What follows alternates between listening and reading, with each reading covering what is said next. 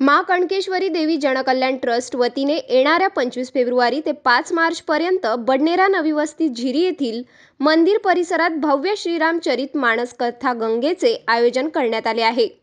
2 मार्चला माँ कणकेश्वरी देवीचे अवतरण दिनानिमित्त दुपारी 2 ते 5 वाजेपर्यंत रामचरित्र कथेचे वाचन होणार आहे। या कथेला भाविकांनी मोठ्या संख्येने उपस्थित राहण्याचे आवाहन आयोजकांनी केले आहे। सद्गुरु गणेश शाश्वत धाम में माँ कनकेश्वरी देवी जी के मुखारविंद से श्री रामचरित मानस कथा गंगा का आयोजन किया गया है। माँ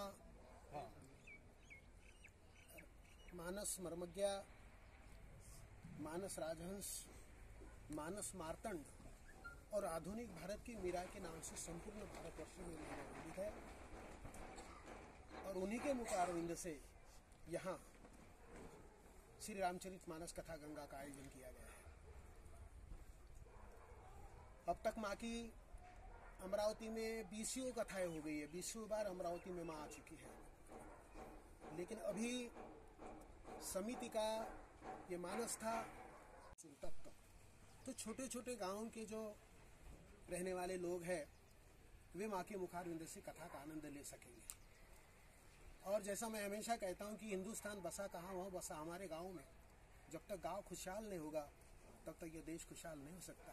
और इसी भावना को मद्देनजर रखते हुए कि गांव के ज़्यादा से ज़्यादा लोग इस कथा से जुड़े, ग्रामीण लोग, खेती करने वाले लोग ज़्यादा से ज़्यादा इस कथा से जुड़े और यहाँ से जो राम राज्य की कल्पना कैसे साकार हो सकती है उसके विचार जो है ये शहर के साथ साथ नई बस्ती बडनेरा के साथ साथ पुरानी बस्ती बडनेरा के साथ साथ अमरावती के साथ साथ इन देहातों में वो भावना प्रसारित हो, पसरे। इसी भावना को मद्देनजर रखते हुए इस कथा का यहाँ पर आयोजन किया गया है।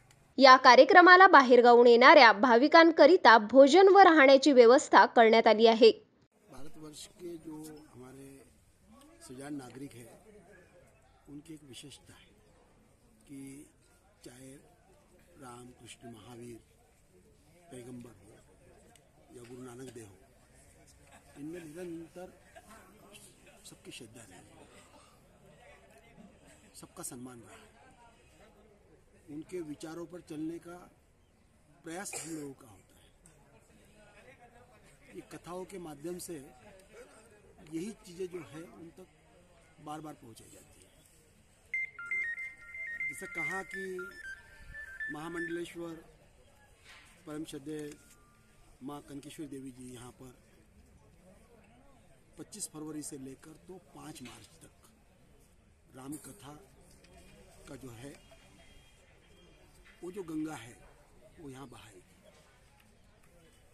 वे स्वयं सिर्फ कथावाचक नहीं है, वे तो शिवपुराण भी करती है, भागवत भी करती है, देवी भागवत भी करती है, राम कथाएं कितनी बार उन्होंने की है। वे एक तपस्वी संत है और बहुत वर्षों का उनका बचपन से ये सारा उनका बहुत बड़ा अध्ययन है इस विषय का।